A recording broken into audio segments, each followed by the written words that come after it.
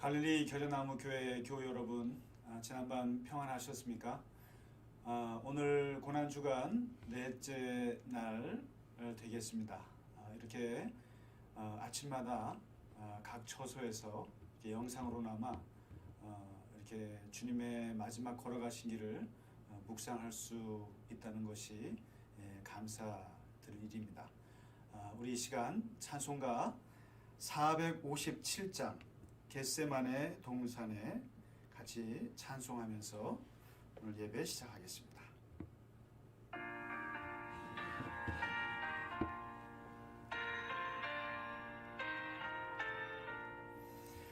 겟세마네 동산에 주를 생각할 때에 근심이나 걱정을 외면할 수 있을까? 나를 항상 버리고 주를 따라가리라.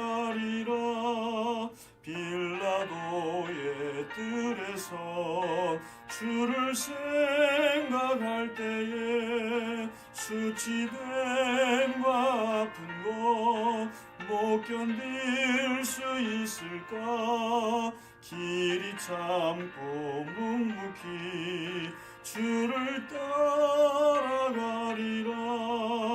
갈보리산 올라가 주를 생각할 때에 나의 받는 괴로움을 비교할 수 없으리. 십자가를 지고서 주를 따라가리라. 무덤에서 부활한 주를 생각할 때에 환난이나 죽음도 두려울 것 없으리. 승전가를 부르며 주를 따라가리라. 아멘. 오늘 우리가 묵상할 네 번째 날 말씀은 마태복음입니다. 마태복음 26장 36절에서 46절까지 말씀이 되겠습니다. 마태복음 26장 36절에서 46절 겟세마네에서 기도하시는 본문의 말씀입니다. 제가 봉독해 드리겠습니다. 이에 예수께서 제자들과 함께 겟세마네라 하는 곳에 이르러 제자들에게 이르시되 내가 저기 가서 기도할 동안에 너희는 여기 앉아 있으라 하시고 베드로와 세베대의 두 아들을 데리고 가실새 고민하고 슬퍼하사 이에 말씀하시되 내 마음이 매우 고민하여 죽게 되었으니 너희는 여기 머물러 나와 함께 깨어 있으라 하시고 조금 나아가사 얼굴을 땅에 대시고 엎드려 기도하여 이르시되 내 아버지여 만일 할만하시거든 이 잔을 내게서 지나가게 하옵소서. 그러나 나의 원대로 마시옵고 아버지의 원대로 하옵소서 하시고 제자들에게 오사 그 자는 것을 보시고 베드로에게 말씀하시되 너희가 나와 함께 한 시간도 이렇게 깨어 있을 수 없더냐.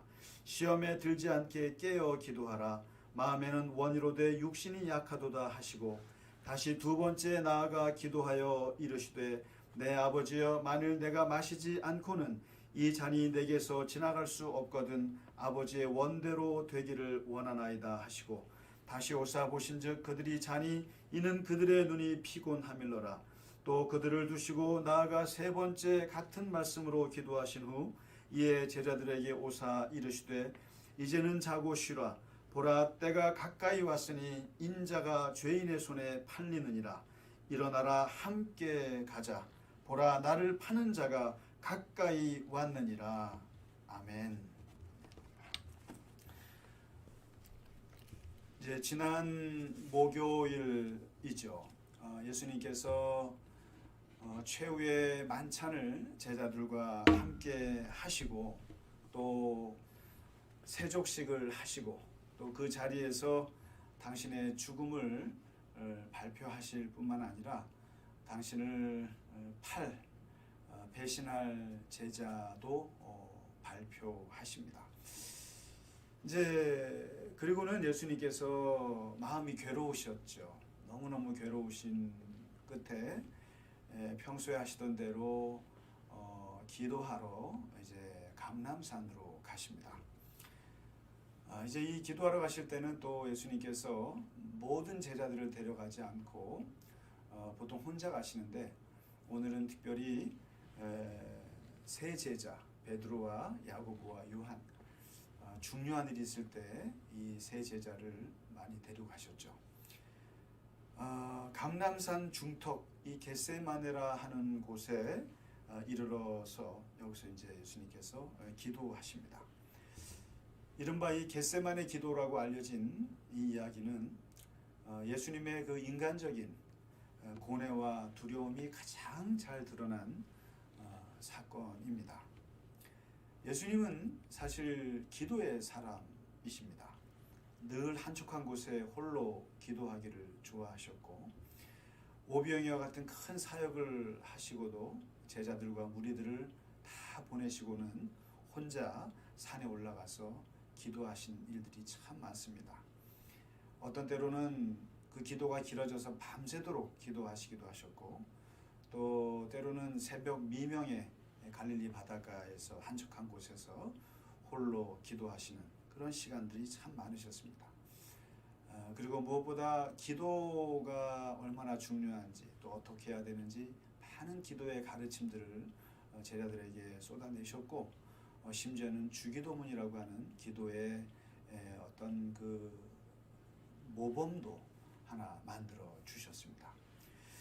그 많은 예수님의 기도 생활 중에서도 가장 치열하고 가장 고통스러운 그리고 어떻게 보면 가장 힘들었던 기도 경험이 예수님께는 2번 있었던 것 같습니다.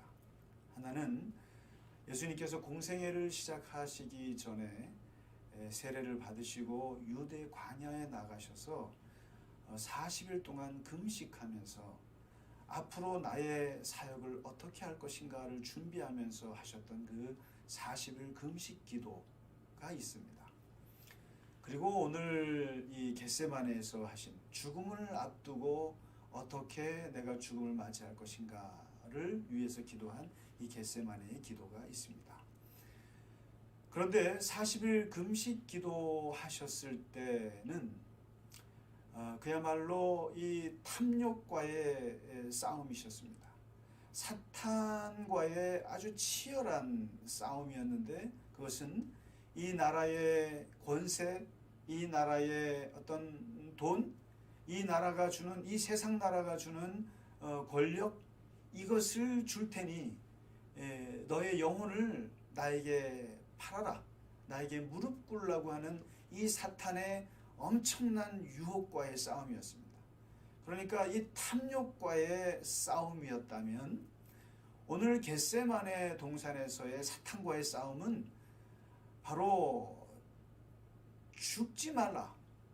그리고 이 죽음에 대한 두려움, 죽음에 대한 공포, 그리고 이 죽음에 대한 엄청난 무게와의 싸움이었습니다. 그리고 이 사탄은 죽지 말라고, 너의 죽음은 개죽음이고 너는 도망치라고 끊임없이 살라고 하는 유혹과 유혹, 그 유혹과의 싸움이었습니다. 예수님께서는 세 제자에게 이렇게 말씀을 하십니다. 내 마음이 매우 고민하여 죽게 되었으니 너희는 여기서 있으면서 나를 위해서 좀 중보기도 좀 해달라. 나를 위해서 좀 함께 깨어 있으면 좋겠다. 여기서 내 마음이 매우 고민하여 죽게 되었다는 이 말씀은 예수님께서 복음서에서 처음이자 마지막으로 드러내신 감정이세요. 예수님이 아주 약한 부분을 드러낸 최초의 말씀이세요. 내 마음이 고민하여 죽게 되었습니다. 그래서 이 표현을 많은 성경들이 다양하게 번역을 합니다. 내 마음이 근심에 쌓여서 죽을 지경이다. 이렇게 번역하기도 하고 지금 나는 괴로워 죽을 것 같다. 괴롭다. 내 마음의 슬픔에 짓눌려 죽을 지경이다. 너무너무 슬프다. 그리고 무엇보다도 제 마음에 가장 드는 번역은 내 마음이 갈기갈기 찢어질 듯 아프다. 내 마음이 찢어질 듯 아프다. 그러니 베드로야, 야고보야, 요한아, 나를 좀 위로해다오. 아니, 꼭 위로하지 않더라도 옆에서 좀 나를 좀 지켜봐다오. 이렇게 예수님이 제자들에게 부탁을 합니다. 이 마음이 어떤 마음일까 한번 생각해 봤더니 시편 69편에 이러한 마음과 비슷한 것을 다윗이 표현을 합니다. 사람들이 나를 비방을 해서 내 마음이 상처를 입었고 또 그 상처 때문에 근심이 가득하게 되었고 그래서 이 상처와 근심을 좀 같이 공감할 수 있는 나를 불쌍하게 생각해 줄 사람을 내가 좀 바라지만 아무도 없고 긍휼히 나를 여길 자를 내가 좀 찾아봤지만 찾지 못하였나이다. 시편 69편 20절에 있는 다윗의 고백이거든요. 그러니까 많은 사람들로부터 예수님께서 비난과 저주를 받으시고 그리고 그 마음의 상처가 쌓이고 겹겹이 쌓이셨고 그리고 근심이 들고 죽음에 대한 근심, 공포, 여기에 대한 마음의 불안함이 가득하게 되고 이것을 좀 위로할 만한 제자들이라도 찾아왔는데 아무도 위로해 주지 않고 나를 좀 이해해 줄 사람을 찾았지만 아무도 없는 이 절대 고독, 절대 외로움의 상태, 내 마음이 갈기갈기 찢어진 듯 아프다는 것입니다. 너무 아프다는 것입니다. 도대체 예수님은 무엇이 이렇게 괴롭고 무엇이 이렇게 가슴이 아프신 걸까? 사실 예수님께서 제자들에게 수도 없이 나는 십자가에 죽는다. 수도 없이 얘기하셨지 않습니까? 그리고 나는 이 땅에 죽으러 왔노라 라고 당당하게 말씀을 반복적으로 이야기하신 분이십니다. 그러나 막상 죽음 앞에 서자 예수님의 마음은 극도로 마음이 괴롭고 갈기갈기 찢어진 듯 괴로우신 것 같습니다. 왜 그렇겠습니까? 일단 무엇보다 닥치게 될 십자가에 대한 죽음에 대한 그 공포와 그 두려움이 굉장히 컸을 겁니다. 내일 비참하게 죽어야 할 자신의 그 운명 앞에서 두렵고 공포스럽지 않을 사람이 이 세상에 누가 있겠습니까? 사실 여러분 잘 생각해 보세요. 이게 죽음이라고 하는 것은 이 세상 모든 사람들이 경험하는 보편적인 현상입니다. 누구나 죽습니다. 그런데 동시에 살아있는 사람은 아무도 경험해 보지 못한 미지의 두려운 대상입니다. 여러분 그렇지 않습니까? 죽음이라는 건 다 아는 것 같잖아요. 그런데 아무도 모르는 게 또한 죽음입니다. 이게 죽음의 역설이에요. 이게 죽음의 패러독스 아닙니까? 그것도 편안하게 많은 사람들의 축복 속에서 죽을 수 있는 그런 자연사 같으면은 참 그나마 좋겠습니다만은 수많은 군중들 앞에서 비난과 저주를 받으면서 조롱을 받으면서 채찍과 십자가의 그 극형의 처벌로 죽을 사형수로서의 그 죽을 운명에 대한 그것을 생각하면 끔찍하고 또 끔찍한 거 아니겠습니까? 두렵지 않겠습니까? 누구든지 이 죽음 앞에서 예수님은 두려우셨을 거라고 생각합니다. 그러나 과연 하나님의 아들 예수께서 죽음 자체가 주는 고통 때문에만 두려워하셨을까? 그것 때문에만 괴로우셨을까? 예수님의 마음이 갈기갈기 찢어지는 이유가 단순히 그 죽음에 대한 고통, 그 채찍, 면류관, 가시면류관, 십자가에 못 박힘 이런 것 때문에만 예수님께서 괴로우셨을까? 그렇지 않다는 것입니다. 지극히 세상에는 평범한 사람들도 죽음 앞에서 씩씩하고 태연하게 죽음을 맞이하는 사람들이 생각보다 많습니다. 그렇다면 예수님의 진짜 고뇌는 무엇이었을까? 겟세마네. 이 이름의 뜻이 올리브를 짠다는 뜻입니다. 기름을 짜듯 가슴을 짜고 미어지게 슬프신 그 이유는 단순히 내일 죽게 될 것 때문만은 아닌 것 같습니다. 아닙니다. 오히려 당신의 십자가에서 온 세상에 죄를 짊어질 것을 예수님께서 아셨기 때문입니다. 예수님은 사실 한 번도 죄의 무게를 느껴본 적이 없는 분이세요. 인간의 죄악을 보시고 탄식하셨을지언정, 인간의 악을 보시고 죄를 보시고 용서하실지언정 한 번도 예수님은 죄에 대해서, 악에 대해서 무릎을 꿇어본 적이 없으신 분입니다. 심지어는 죄에 눌려본 적이 없으신 분이세요. 그런 분께서 이제 여태껏 쌓이고 쌓인 이 온 세상의 죄를 당신의 어깨에 짊어져야 할 것 같은 그 무거운 하나님의 그 명령 앞에 예수님이 맞닥뜨리신 겁니다. 여기서 예수님이 기도하실 때 이 잔이라고 표현하시지 않습니까? 이 잔이라고 하는 것은 포도주 잔을 말하는 것이 아닙니다. 술잔이 아닙니다. 이 잔은 하나님의 분노의 심판을 뜻하는 그 잔을 말합니다. 죽음의 잔입니다. 인간의 죄에 대한 하나님의 분노, 인간의 악에 대한 하나님의 심판, 그 심판의 잔이 바로 오늘 예수님이 말씀하시는 이 잔입니다. 이 죽음의 잔을 마심으로써 이 세상의 죄를 향한 하나님의 분노와 심판을 예수님의 온 몸으로 받아내야 한다고 하는 그 부담에 대한 예수님의 괴로움이셨던 것이죠. 예수님께서 물리치시고자 했던 것은 예수님 자신의 죽음 자체가 아니라 이 잔은 하나님의 분노의 대상이 된 인간의 악, 인간의 죄, 인간의 불의에 대한 그 부담과 그 무거움과 그 공포를 예수님께서 물리치고 싶으셨던 것입니다. 물론 단순한 예수님의 죽음에 대한 공포도 공포려니와 이스라엘 모든 하나님의 백성들 그리고 온 인간의 악에 대한 하나님의 분노와 심판의 잔을 하나님의 아들로서, 내가 평생을 하나님의 아들로서의 자의식을 가지고 살아오신 분 아닙니까?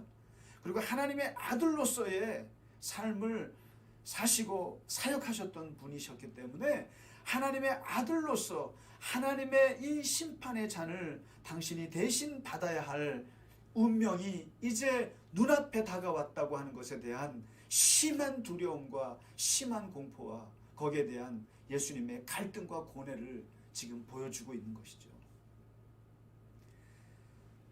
그러면 예수님께서 이 고뇌를 어떻게 벗어나셨는가? 이 죽음에 대한, 이 악에 대한 하나님의 분노, 이것을 예수님께서 받아들이시는데 어떤 과정을 거치셨는가? 오늘 39절부터 예수님의 기도가 나옵니다. 어떻게 예수님이 기도하셨나? 3번에 걸쳐서 예수님께서 하나님 앞에 나아갑니다. 그리고 2번에 걸쳐서 예수님의 기도가 소개가 됩니다. 그런데 39절의 기도와 42절의 기도가 두 기도가 나오는데 이 기도의 질과 이 기도의 내용이 전혀 다릅니다. 39절에는 이렇게 기도하십니다. 내 아버지여, 아버지께는 모든 것이 가능하신데 만일 할만하시거든 이 잔을 내게서 지나가게 하여 주옵소서. 아버지, 이 하나님의 분노의 잔을 제가 마시고 싶지가 않습니다. 이 잔을 피하고 싶습니다. 저는 살고 싶습니다. 저는 이 잔을 대신 마시고 싶지 않습니다. 그러나 나의 원대로 마시옵고 아버지의 원대로 하옵소서. 그러나 결론은 아버지의 원대로 하십시오. 50대 50으로 기도합니다. 나의 뜻 50, 아버지의 뜻 50을 놓고 기도합니다. 기도라고 하는 것은 항상 자신의 생각을 하나님께 드리는 것으로 시작합니다. 이기적인 동기라도 좋습니다. 기도는 자기 이야기로 시작합니다. 나의 생각, 나의 계획, 나의 의견, 나의 욕망, 나의 뜻으로 시작하십시오. 그러나 항상 기도의 결론의 방점은 아버지께서 찍으신다는 것에 결론을 두셔야 합니다. 오늘 예수님의 기도는 당신의 생각으로 시작했습니다. 그러나 하나님께서 결론을 내려주시기를 기도했습니다. 50대 50이었습니다. 그리고 잠시 쉬시고 두 번째 기도하고 또 세 번째 나아가서 기도하시는데 42절에 두 번, 세 번 기도하실 때의 내용이 나옵니다. 내 아버지여, 만일 내가 마시지 않고는 이 잔이 내게서 지나갈 수 없거든 아버지의 원대로 되기를 원하나이다. 처음 기도와 사뭇 달라졌습니다. 두 번, 세 번 기도하시면서 예수님은 자신의 의지, 자신의 생각, 자신의 계획이 줄어들고 아버지의 뜻이 점점점 늘어납니다.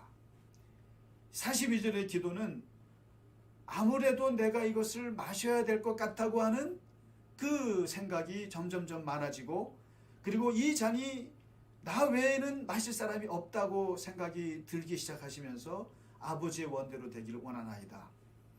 50대 50에서 40대 60으로 바뀌고, 다시 30대 70으로 바뀌고, 20대 80, 10대 90으로 점점점 바뀌는 기도가 되고 있습니다. 사탄은 끊임없이 잔을 피하라고, 도망치라고, 살 길을 도모하라고, 그리고 유혹하고 또 유혹합니다. 죽지 말라고 얘기합니다. 예수님께서 이 기도가 얼마나 힘드셨는지 누가복음에서는 이 땀방울이 핏방울처럼 변했다. 그리고 예수님의 기도를 천사들이 와서 사탄과 마주하여 이길 수 있도록 도와주고 있다라고 기록하고 있습니다. 예수님께서는 이 분노의 잔, 하나님의 잔을 받아들이기까지 세 번에 걸쳐서 땀방울이 핏방울이 될 정도로 오랫동안 치열하게 사탄과 싸우면서 하나님 앞에 기도하고 또 기도합니다. 그리고 나서 45절에 기도의 결과가 나옵니다. 예수님께서 제자들을 흔들어 깨웁니다. 처음에 기도하실 때는 제자들이 기도하지 않는다고 원망하셨습니다. 깨어있으라고 탓하셨습니다. 그러나 당신이 하나님과 천사들의 도움으로 기도가 맞춰진 후에는 45절에 제자들에게 말합니다. 얘들아, 이제는 자고 쉬라. 보라, 때가 가까이 왔다. 인자가 이제 죄인의 손에 팔리느니라. 일어나라, 함께 가자. 보라, 나를 파는 자가 가까이 왔느니라. 이 45절과 46절의 예수님의 말씀은 앞에서 기도하기 전에 하셨던 말씀하고 그 기계가 다릅니다. 아주 자신 있고 평온하고 그리고 무엇보다 담대한 말씀으로 변했습니다. 기도라고 하는 것은 사실 우리가 늘 체험합니다만 나의 생각으로 시작해서 하나님의 생각으로 마치는 것이 기도입니다. 기도란 나의 계획으로 시작해서 하나님의 계획으로 끝나는 것이 기도입니다. 진정한 기도라고 하는 것은 나의 뜻이 이루어지이다라고 시작해서 아버지의 뜻이 이루어지이다라고 끝나는 것이 진정한 기도입니다. 우리는 산을 옮기기를 위해서 기도합니다. 그러나 산을 넘을 기도도 필요함을 오늘 예수님은 보여주고 있습니다. 우리가 산을 옮길 때에는 하나님께서 그 역사하셔서 그 산이 옮겨지기를 기도하지만, 그러나 산이 옮겨지지 않을 현실에 부딪힐 때는 우리가 산을 넘어야 하는, 그리고 그것을 받아들이는, 그 수용하는, 하나님의 뜻을 받아들이는 그것 또한 중요한 기도인 것입니다. 미국의 라이놀드 니버라고 하는 위대한 기독교 윤리학 신학자가 있는데, 그가 아마 이 겟세마네 기도를 본받아서 했던 기도문인 것 같습니다. 아주 유명한 기도인데 그 기도 중에 한 부분에 이런 기도 구절이 있습니다. 평온을 비는 기도라는 제목인데 시레니티 프레이어라고 하는데요. 이런 겁니다. 하나님 아버지, 나에게 평온을 주시옵소서.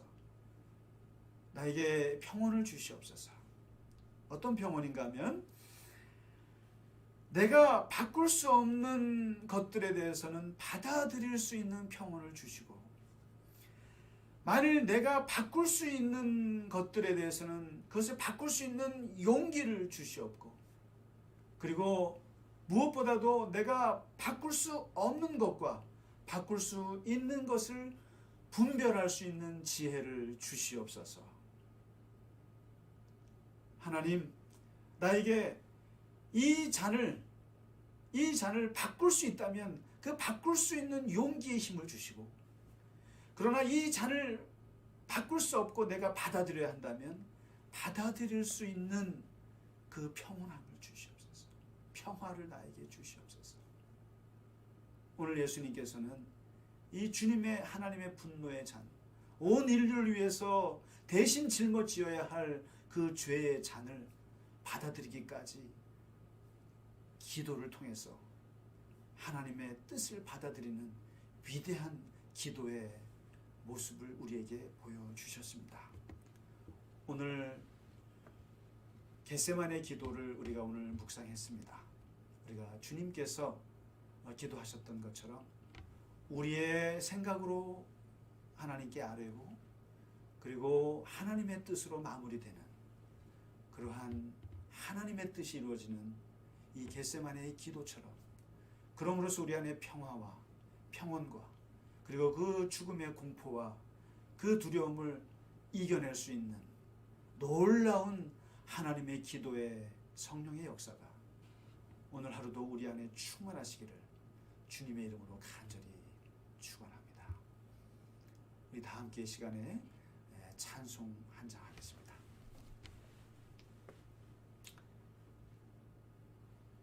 찬송가 549장입니다. 549장 내 주여 뜻대로 같이 찬양하시고 우리 기도하고 주기도문으로 마치겠습니다.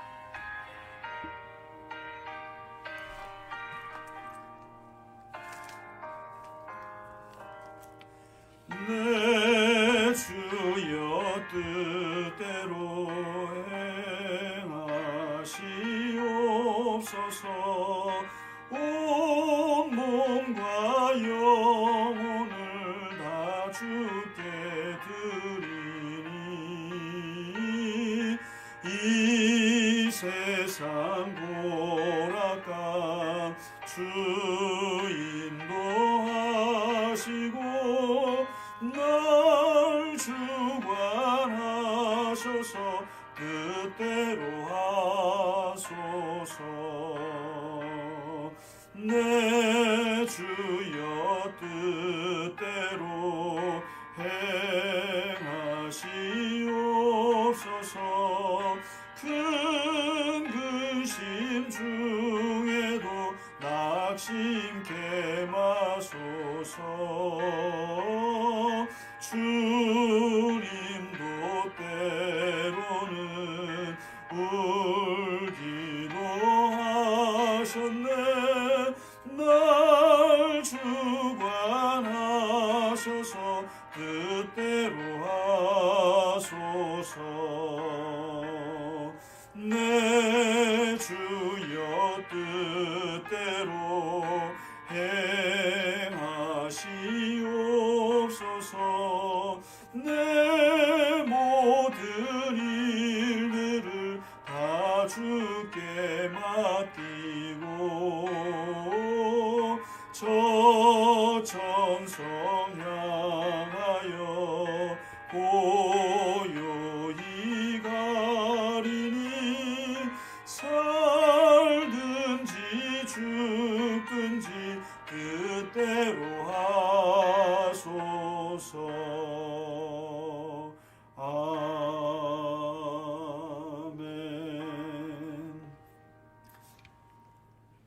하나님 아버지, 오늘 예수 그리스도께서 죽음을 앞두시고 겟세마네에서 기도하시면서 그 하나님의 심판과 분노의 잔을 주님의 모든 온몸으로 받아들이시는 하나님의 뜻을 이루고자 하는 기도를 기름을 짜는 마음으로 그리고 치열하게 기도했던 주님의 모습을 묵상했습니다.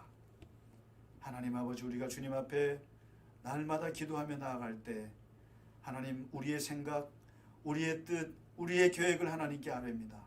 그러나 모든 결론은 하나님의 뜻으로 이루어지기를 간절히 원합니다. 하나님, 우리의 생각으로 이루어져도, 우리의 생각이, 우리의 계획이 이루어져도 그 모든 것은 다 문제가 있고 다 어려움을 겪는 것을 우리가 잘 알고 있습니다. 하나님 아버지, 우리의 생각이 짧아서, 우리의 의지가 부족해서 하나님 앞에 잘못된 제목으로 주님 앞에 기도할 때가 많이 있습니다. 그럴 때마다, 기도할 때마다 하나님께서 천사를 통해서 예수님에게 하나님의 뜻을 이루게 하셨던 것처럼 하나님의 뜻을 받아들일 수 있는 기도가 되게 하시고, 하나님의 뜻이 이루어지는 기도가 되게 하시고, 아버지의 섭리와 아버지의 좋으신 뜻이 우리 안에서 역사할 수 있도록, 그러한 기도를 할 수 있는 기도의 사람들이 다 될 수 있도록 우리 갈릴리 교제나무 모든 교인들이 되게 하여 주시옵소서. 하나님 아버지, 오늘도 주님 안에서 승리하게 하시고 주님 안에서 동행하게 하시며 주님과 더불어 기뻐하며 평안 가운데 살아갈 수 있도록 우리의 삶을 이끌어 주시옵소서. 예수 그리스도 이름으로 간절히 기도하옵나이다. 아멘. 하늘에 계신 우리 아버지여, 이름이 거룩히 여김을 받으시오며 나라 임하옵시며 뜻이 하늘에서 이루어진 것 같이 땅에서도 이루어지이다. 오늘날 우리에게 일용할 양식을 주옵시고 우리가 우리에게 죄 지은 자를 사하여 준 것 같이 우리의 죄를 사하여 주옵시고 우리를 시험에 들게 하지 마옵시며 다만 악에서 구하옵소서. 대개 나라와 권세와 영광이 아버지께 영원히 있사옵나이다. 아멘. 네, 고난주간 네 번째 새벽 예배를 마칩니다. 오늘 하루도 우리 갈릴리 겨자나무 교회 교우 여러분 모두 건강하시고 또 하나님의 은혜 안에서 또 기도하는 가운데 하나님의 뜻이 이루어지는 귀한 하루가 되시기를 간절히 바랍니다. 감사합니다.